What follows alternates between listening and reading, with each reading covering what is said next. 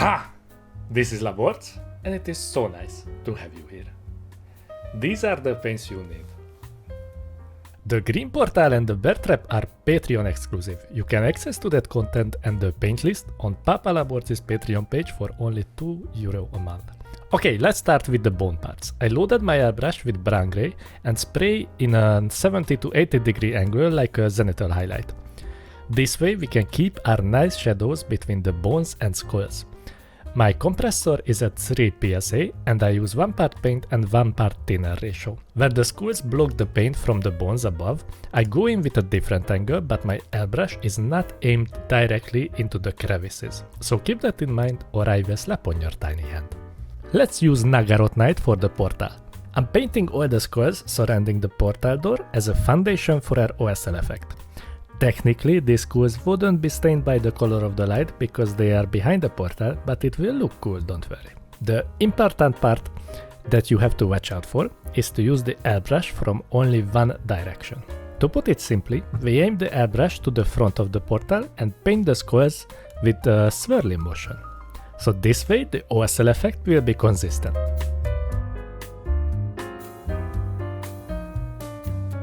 Now we switch to airbrush and paint the bones in the back.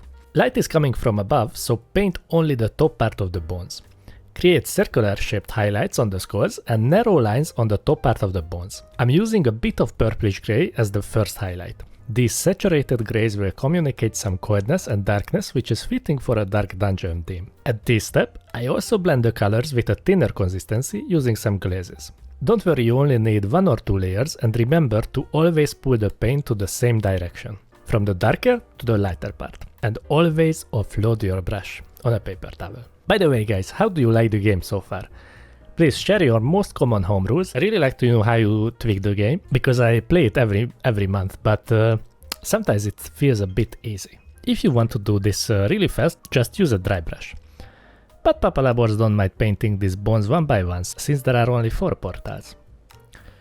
Oh, and remember guys, to only paint one portal purple, you need green for the rest of them, since there is only one roaming monster portal in every quest.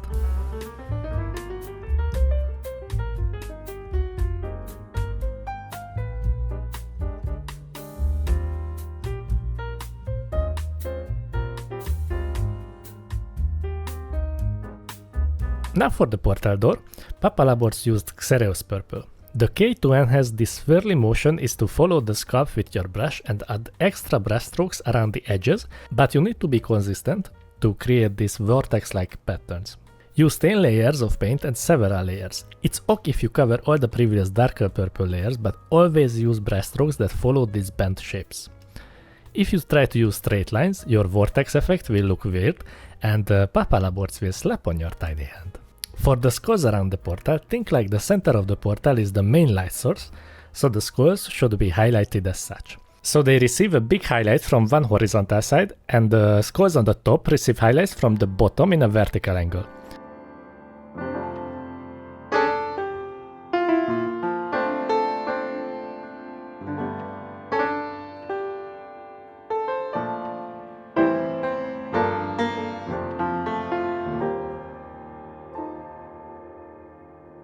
Now with genestealer purple, we continue the process. Follow the lines and add new smaller lines around the edges. You can highlight all the edge of the portal, because it wouldn't make sense that the OSL highlights the skulls, but not the frame on the portal door. That's just Mickey Mouse. This portal painting is a really easy and fun process, since the sculpt really sketches these vortex-like shapes. As you see, I'm still adding extra curved lines to the portal surface, and applying more layers to make this color more opaque. For the skulls, I reduce the highlight areas gradually and make the highlight more intensive where the light would hit them. These areas are the brow ridge, cheekbones, nasal bone and jaws.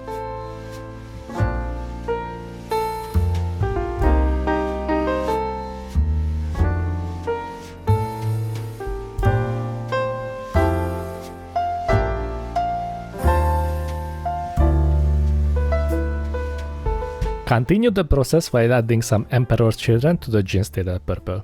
I'm also adding some spots here and there to make this vortex effect more chaotic and random.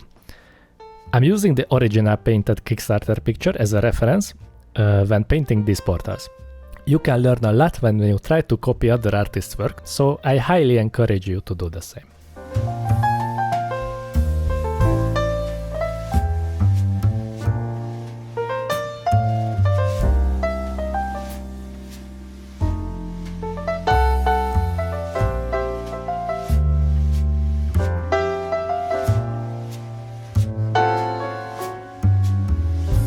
Now with pure Emperor's Children, we create more lines and increase the contrast on the highlight areas. This is more of an organic process. These portals are magical gateways, so there is no real reference to what they should look like.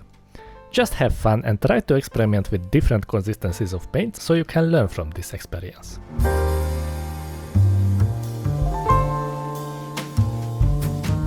Let's add some ice yellow to our mixture and push the contrast a little bit more.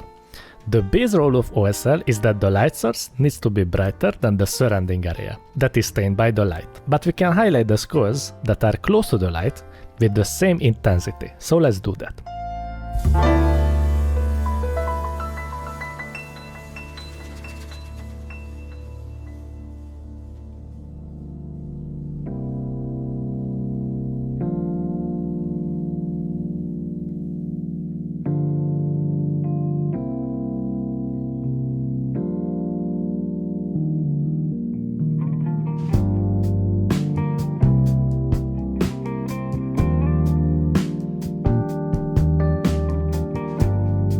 Let's work on the spike traps.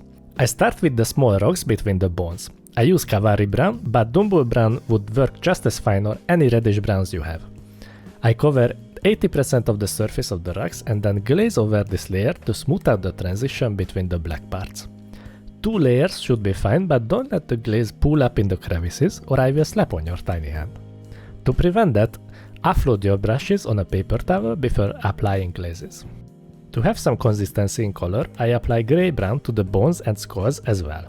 Leaving a little bit of black where the bones are connecting to the ground make these straps look more defined.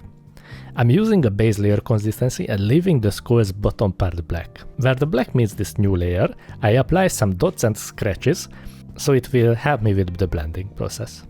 After that, I glaze over the skulls to smooth out the layers with the same technique we used before, pulling the paint from the dark to the brighter area with a much more diluted consistency.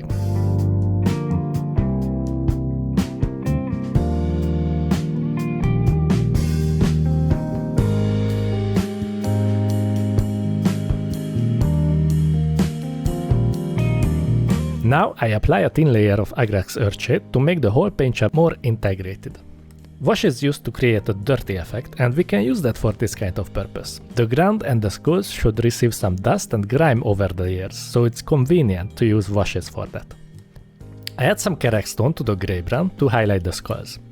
I aim for the top part of the skulls and highlight them as the main light source is coming down from above in a 90-degree angle. I use thin layers and blend in the colors using some glazes. Try to pick out the teeth on the skulls with a base layer consistency, creating small vertical lines, and leave some tiny black lines between the teeth to increase the definition.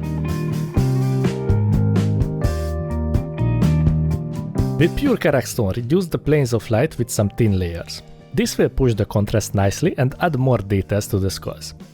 Karak stone is great for painting any bone part on miniatures if you wish to have a bit of desaturated bone color.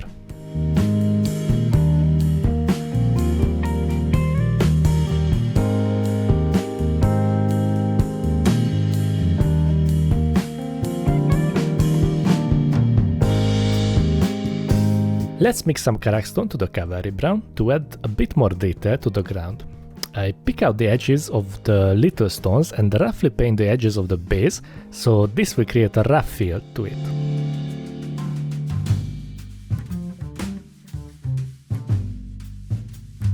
To push the contrast a bit more on the skulls, I mix some ice yellow to the karak stone grey-brown mixture. I only apply this on really small areas, focusing on the brows and the nasal bone, and on the vertebrae of the spine. I apply some glaze here as well to make the gradients a little bit smoother, like Granny's butt cheek.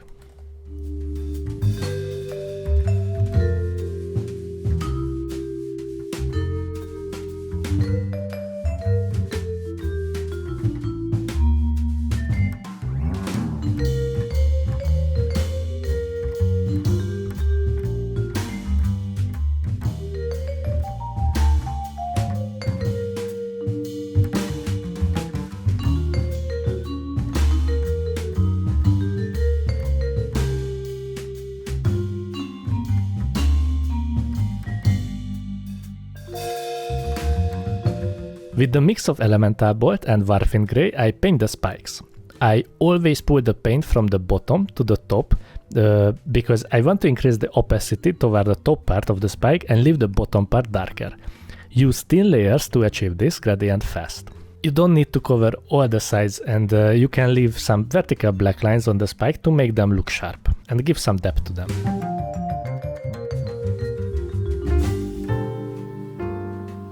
Let's mix some ice yellow to the elemental bolt and paint some vertical line on the spikes.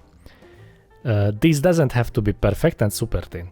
These are some roughly carved spikes. I also add some angled lines on the surface to create new planes and make them more interesting.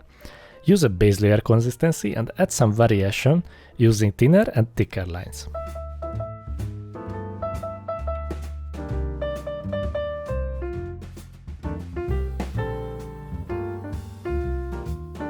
Lastly, I add some thin lines with ivory toward the tip of the spikes to make them more sharp.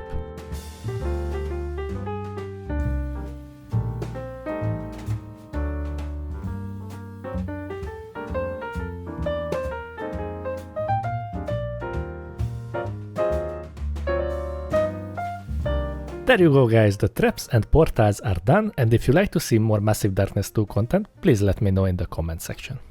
So thank you for joining me on this little painting adventure. A huge thanks to my Patreons who support this kind of videos, with special shout out to Jonathan Rhodes, Cold-Blooded Dom, Trying to Paint Minis, Jonathan Mausner, Rulzak, Vlad D, Earthapple21, Paints and Games, and One Sharp Joe Crafts. If you want to support the work of Papa Laborc, you can do that on Patreon, where you will have early access to these videos, some exclusive content, and you can vote for the next mini. And if you need a little bit of extra help, online coaching is also available. I hope the rest of your day will be as smooth as a granny's butt cheek.